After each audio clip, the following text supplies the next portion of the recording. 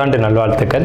அதாவது நம்ம தமிழர்கள் தமிழ் புத்தாண்டை தான் நம்ம வந்து விசேஷமாக கொண்டாடணும் அப்படின்ற ஒரு அமைப்பில் வந்துட்டு இந்த தமிழ் புத்தாண்டு அப்படிங்கிறது வரக்கூடிய ஏப்ரல் 14 தொடங்க இருக்குது. நம்மளுடைய தமிழர்களுடைய ஒரு பண்பாட்டில், நம்மளுடைய கணித முறைகளில், நம்மளுடைய சாஸ்திர முறைகளில் முன்னோர்கள் வகுத்து கொடுத்தது எது அப்படின்னு கேட்டிங்கன்னா சித்திரை 1 தான் நமக்கு தமிழ் புத்தாண்டு. பிறக்க போகிற தமிழ் புத்தாண்டு இந்த சித்திரை 1 அப்படிங்கிறது விஸ்வாசு வருடம். அதாவது 60 வருடங்கள் தமிழருக்கு பிரபவ விவ சுக்ல பிரமோத்துத பிரம்மோத்பத்தி ஆங்கிரச ஸ்ரீமுக பவ யுவ தாது ஈஸ்வர வெகுதானியா அப்படின்ட்டு 60 வருடங்கள் தமிழ் வருடங்கள் கொடுக்கப்பட்டிருக்கு. அதில் 39வது வருடமானது விஸ்வாசு வருடம். இந்த வருடத்தை நோக்கி தான் நம்ம அடியெடுத்து வைக்கிறோம். நம்ம தமிழர்களுடைய கலாச்சாரப்படி பல்வேறு மதங்களும் பல்வேறு இனங்களும் பல்வேறு கலாச்சாரங்களும் இருந்தாலும் இந்த உலகத்தினுடைய ஆதி கர்த்தா, ஜோதிட சாஸ்திரத்தினுடைய ஆதி கர்த்தா அப்படிங்கிறவங்க தமிழர்கள் தான். அப்படிங்கிறதுல எல்லளவு கூட மாற்றம் இல்லை அப்படிங்கிறத நீங்கள் நல்லா புரிஞ்சுக்கணும். இந்த உலகத்துக்கு சாஸ்திரத்தையும் நாள்காட்டியும் வான சாஸ்திரத்தையும் தொகுத்து கொடுத்தவங்க யாருன்னு கேட்டால் நம்ம தமிழர்கள். நம்ம தமிழ் புத்தாண்டை நம்ம மற்றவங்களுக்கு கொடுத்துட்டு மற்றவங்களுடைய கேலண்டர் எடுத்து நம்ம பயன்படுத்திக்கிட்டோம். இது மிகப்பெரிய ஒரு தவறு.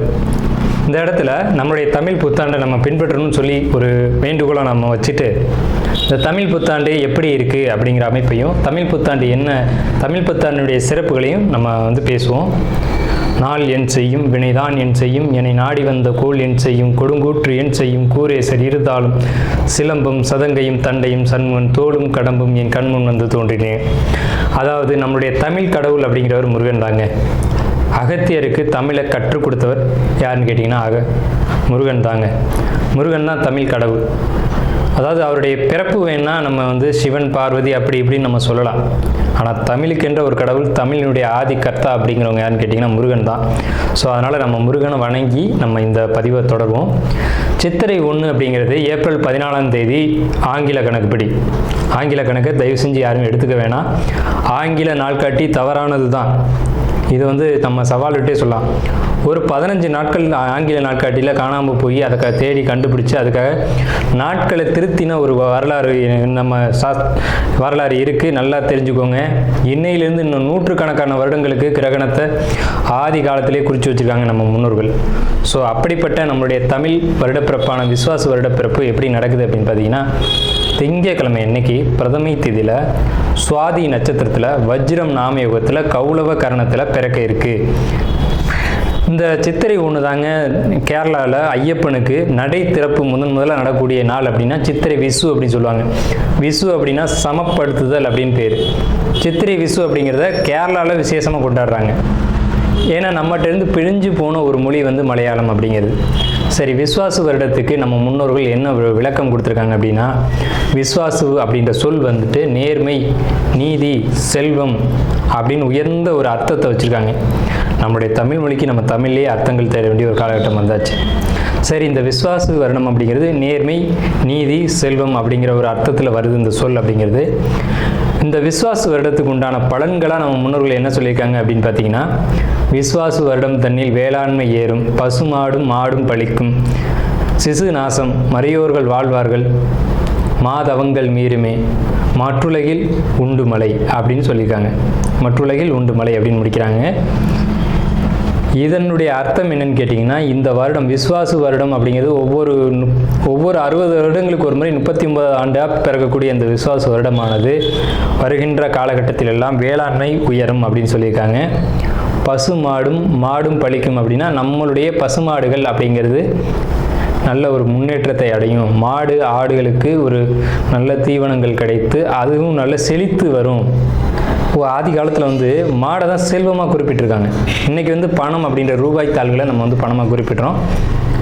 ஒரு முன்னோர்கள்லாம் வந்து மாடு எவ்வளோ இருக்குது, மாட்டினுடைய அந்த குப்பை வந்து வேஸ்ட்டெல்லாம் எங்கே ஒரு மனிதன் வந்து எங்கே சேகரிக்கிறானோ அதை போய் முதல்ல பார்ப்பாங்கங்க. அதை வச்சு தான் அவனுடைய செல்வம் என்னன்றதை குறிப்பிட்டு பொண்ணு கொடுக்குறதா இருக்கட்டும், பொண்ணு எடுக்கிறதா இருக்கட்டும், இதெல்லாம் நம்முடைய மரபில் இருந்து வந்த ஒரு விஷயம்.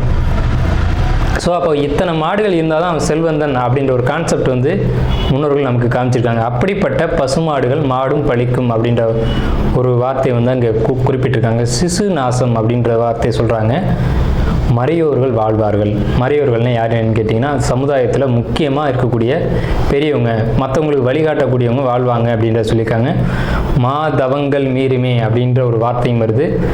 மாதவங்கள் மீறும் அப்படின்னா ஒழுக்கக்கேடான செயல்பாடுகளில் மனிதர்கள் நடக்க வேண்டிய காலகட்டங்கள் வரும்.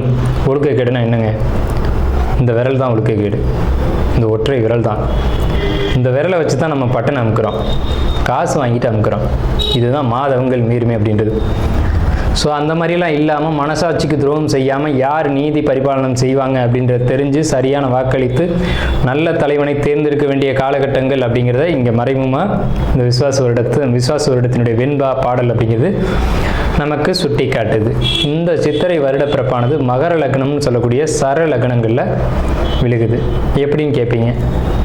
தமிழனுடைய கணக்குப்படி சூரியன் எப்போது கிழக்கு வானில் உதிக்கிறதோ அதுதான் லக்னம். ஸோ சித்திரை மாதம் 1ஆம் தேதியானது உதிக்கக்கூடிய நேரம் அப்படிங்கிறது கிழக்கு வானத்தில் சூரியன் உதிக்கக்கூடிய அந்த டைம் அப்படிங்கிறது 2:22 அதிகாலை மணி 2:22க்கே சூரியன் கிழக்கு வானத்தில் உதிச்சிடறாரு. அப்போ அது லக்னமாக போட்டுக்கணும், இந்த வருடத்தினுடைய பிறப்பு லக்னமாக போட்டுக்கணும். ஸோ அப்படி நம்ம போடும்போது மகர லக்னம் சர லக்னத்தில் விழுகுது. முன்னோர்கள் சித்திரை 1ஆம் தேதி அப்படிங்கிறத கண்டறிஞ்சு அந்த 1ஆம் தேதி தொடங்கக்கூடிய லக்னத்தை கண்டறிஞ்சு அதுக்கான பலன்களை பஞ்சாங்கங்களில் எழுத ஆரம்பிச்சிருக்காங்க. ஸோ அதன் அடிப்படையில் சர லக்னமான மகர லக்னத்தில் இந்த புத்தாண்டு அப்படிங்கிறது பிறகுது. இது ஒரு விசேஷமான ஒரு விஷயந்தான். ஏன் அப்படின்னு கேட்டிங்கன்னா, அந்த மகர லக்னத்துக்கு அதிபதியான சனி பகவான் ஒரு பலமான ஒரு நிலையில் வருடப்பிறப்பின் போது இருப்பாங்க அப்படிங்கிற ஒரு விசேஷமான ஒரு அமைப்பில் இந்த வருடப்பிறப்பு அப்படிங்கிறது விஸ்வாச வருடம் பிறக்கின்றது. ஸோ இந்த விஸ்வாச வருடம் பிறக்கும் போதே நமக்கு ஒரு நல்ல செய்தி கிடைச்சாச்சு, இந்த வருடம் நன்றாக இருக்க போகுது அப்படிங்கிற ஒரு விஷயம். சரி, இதை சித்திரை மாதம் தான் நீங்கள் தமிழருடைய கலாச்சாரம் அப்படின்னு சொல்றீங்களே, இதுக்கு ஏதாவது ஆதாரம் இருக்கா அப்படின்னு கேட்டிங்கன்னா கண்டிப்பாக இருக்கிறது. புறநானூறு அப்படின்ற ஒரு தமிழ் இலக்கியம் இருக்குது. அதில் போய் தேடி பார்த்தீங்க அப்படின்னா தலைநாள் பூத்த பொன் இணர் வேங்கை அப்படின்ற சொல்லும், கனிவேங்கை நன்னாளே நாடி மலர்தலால் அப்படின்ற வார்த்தை வரும். அதாவது சித்திரை மாதத்தில் பூக்கள் அதிகமாக பூத்து குலுங்கும். அதனால தலைநாள் அப்படின்ற சொல்ல யூஸ் பண்ணுறாங்க. தலைநாள்னா முதல் மாதம் அப்படின்னு, தலை மாதம் கடை மாதம் அப்படின்னு பிரிக்கிறாங்க.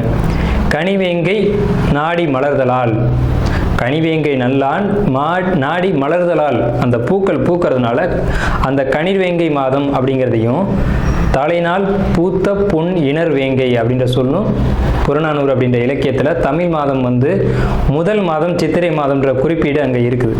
சரிங்களா? வண்ண மலர்கள் பூத்து குலுங்கக்கூடிய ஒரு பொன்னான மலர்கள், பொன் போன்ற மலர்கள். இன்றைக்கும் கேரளாவில் ஒரு மஞ்சள் நிறத்தில் தங்க நிறத்தில் பூக்கக்கூடிய பூக்களை பறித்து அவங்க விசேஷத்துக்கு சித்திரை 1 அன்னைக்கு கொண்டாடுறாங்க. அவங்க தமிழ் பண்பாடை பின்பற்றுறாங்க அப்படின்றத இதை நீங்கள் தெரிஞ்சுக்கலாம். சரிங்களா? இப்போ இந்த சித்திரைக்கு அதிதேவதை யாருன்னு கேட்டிங்கன்னா மகாவிஷ்ணு. மகாவிஷ்ணு தான் காக்கக்கூடிய கடவுள் அப்படின்னு சொல்கிறாங்க. மகாவிஷ்ணு எங்கும் நிறைந்தவர் அப்படின்னு சொல்கிறாங்க. சரிங்க சார், சித்திரை மாதம் விசேஷங்களை கொண்டாடலாமா அப்படின்ற ஒரு கேள்வி வரும். 100% கொண்டாடலாம். ஏன்னு கேளுங்க. இதுக்கு உதாரணம் ராமர் தான். ராமர் பட்டாபிஷேகம் ஏற்ற மாதம் எதுன்னு கேட்டிங்கன்னா சித்திரை மாதங்க. அப்போது விலக்கப்பட்ட மாதங்கள் அல்ல, இது விசேஷத்துக்கு ஏற்றுக்கொள்ளப்பட்ட மாதம் எதுன்னு கேட்டிங்கன்னா சித்திரை மாதம்தான். பகவத்கீதையிலே ஒரு வார்த்தை வருது, ருதுக்களில் நான் வசந்த ருதுவாக இருக்கிறேன் அப்படின்னு கிருஷ்ணன் சொல்கிறார். நம்மளுடைய வாக்கியம்ல, இது பகவானுடைய சொல். அப்போ வசந்த ருது அப்படின்றது எதுன்னு கேட்டிங்கன்னா சித்திரை 1 தான் வசந்த ருதுனுடைய தொடக்கம். வசந்த காலம் அப்படிங்கிறது வெயில் காலம் அப்படின்னு தான் பேர், கோடை காலம் அப்படின்னு பேர். வசந்த காலமானது சித்திரை வைகாசி, இந்த 2 மாதத்தையும் வசந்த காலம் அப்படின்னு குறிப்பிடுறாங்க சமஸ்கிருதத்தில். அப்போ இந்த வசந்த காலம் எனக்கு பிடித்த ருது அப்படின்னு சொல்கிறாரு கிருஷ்ணர். ஸோ ராமர் பட்டாபிஷேகம் ஏற்றுக்கிட்ட நாட்கள் எது அப்படின்னு கேட்டிங்கன்னா சித்திரை மாதம். அப்போ சித்திரை மாதம் புது வீடு வாங்கலாம், புது வீடுக்கு கிரகப்பிரவேசம் பண்ணலாம், புது மனை எழுப்பலாம், மனை சம்பந்தப்பட்ட விஷயங்கள், மங்கள காரியங்கள், இது எல்லாம் செய்வதற்கு உகந்த மாதம் சித்திரை மாதம். அவிட்ட நட்சத்திரம். அவிட்ட நட்சத்திரக்காரங்களுக்கு ஒரே ஒரு விஷயம் தான் சொல்லணும். என்னென்னா, வாழ்க்கையில் என்னென்ன பார்க்கணுமோ எல்லாத்தையும் பார்த்தாச்சு. இந்த வருஷம் நல்லா இருக்குமா? விஸ்வாச வருடம் கண்டிப்பாக ரொம்ப சூப்பராக இருக்கும். என்ன சூப்பராக இருக்கும் அப்படின்னு கேட்டிங்கன்னா, பொருளாதாரம் தொழிலை பொறுத்த வரைக்கும் ரொம்ப சிறப்பாக இருக்குது. சகோதர வழி உறவுகள் நல்லா இருக்குது. சொத்து சேர்க்கை நல்லா இருக்குது. உறவுகளை பொறுத்த வரைக்கும் யாரையும் நம்ப வேண்டாம். அவிட்ட நட்சத்திரம். ஆறில் குரு ஊரில் பகைன்னு உங்களுக்கு தேவையில்லாத வம்பு வழக்கு வர வேண்டிய நேரம் ஸோ ஒரு பிரச்சனை வருதுன்னா அந்த இடத்த விட்டு காணாமல் போயிடுங்க, அடுத்த நாள் பார்த்துக்கலாம். உங்களை தேடி பிரச்சனைகள் வரும், அந்த வம்பில் மட்டும் மாட்டிக்காமல் பார்த்துக்கோங்க. மற்றபடி உங்களுக்கு நெகட்டிவாக சொல்லக்கூடியது அப்படிங்கிறது எதுவும் இல்லை. தொழிலில் சுணக்கம் ஏற்பட்டாலும் வெற்றி அடைவீங்க. தொழிலை பிரம்மாண்டமாக விரிவுபடுத்தக்கூடிய காலகட்டம் இந்த காலகட்டம் தான். விஸ்வாச வருடம் 39வது தமிழ் வருடம் தான்.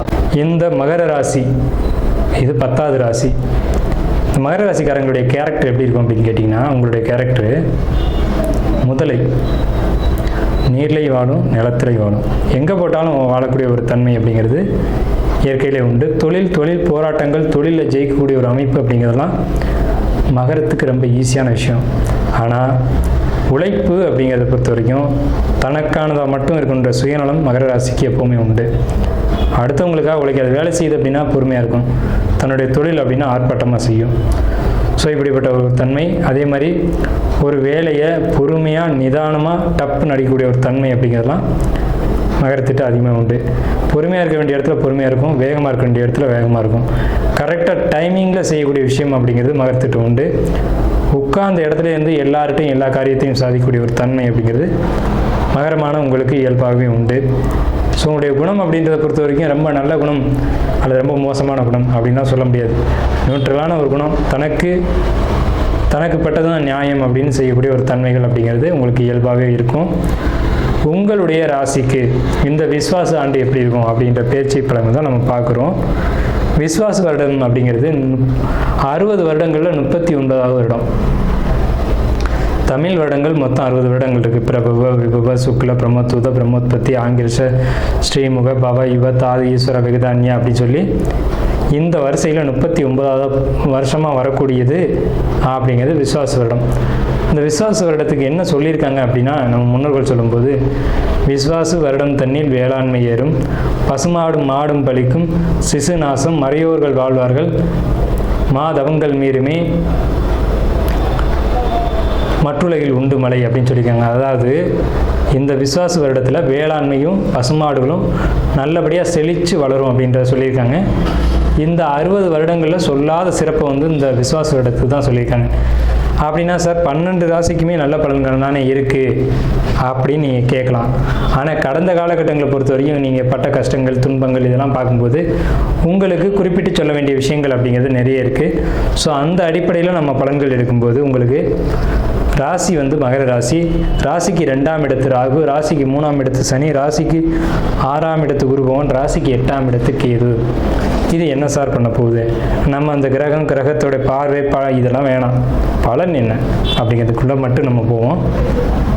கடந்த காலகட்டங்கள் அப்படின்றது ரொம்ப கசப்பான காலகட்டங்கள். இப்போ தான் உங்களுக்கு சனி பகவானுடைய ஆதிக்கம் அப்படிங்கிறது முழுமையாக குறையுது. எப்போன்னு கேட்டிங்கன்னா, இந்த ஆண்டு சித்திரை 1 தான் அது உங்களுக்கு முழுமையான ஒரு சனி பிடியிலேருந்து வெளியில் வர்றீங்க. உங்களுடைய சுய ஜாதகம் வேறு, இந்த சனி பயிற்சி அப்படிங்கிறதுலாம் வேறு, ராகு பயிற்சின்றதுலாம் வேறு, குரு பயிற்சின்றது வேறு. இருந்தாலும் உங்களுக்கு இந்த காலகட்டம் அப்படிங்கிறது பொற்காலம்தான். எந்த வகையில் அப்படின்னு கேட்டிங்கன்னா, உங்களுக்கு 2ஆம் இடத்து ராகு, 2ஆம் இடம் அப்படிங்கிறது தனவரவை சொல்லக்கூடிய இடம். அங்கே ராகு நின்று பிரம்மாண்டப்படுத்துகிறார் பொருளாதாரத்தை. வரக்கூடிய பணத்தை பல மடங்காக பெருக்கி கொடுக்கக்கூடிய ஒரு அமைப்பு அப்படிங்கிறது, தொழில் வேலை சார்ந்த விஷயங்களில் வெற்றி அப்படிங்கிறது இந்த ராகுவான்னு சொல்லக்கூடிய உண்மை. உங்களுக்கு ஒரு முயற்சி அப்படிங்கிறது எந்த ஒரு முயற்சியாக இருந்தாலும் 2 முறை செய்யணும், 2வது இடத்துல தான் வெற்றி அடையணும் அப்படிங்கிற அமைப்பு இந்த காலகட்டத்தில். முயற்சிகள் எடுக்கும்போது கொஞ்சம் சோர்வாக இருப்பீங்க, தாமதப்படுவீங்க அப்படிங்கிற ஒரு அமைப்பு இருக்குது.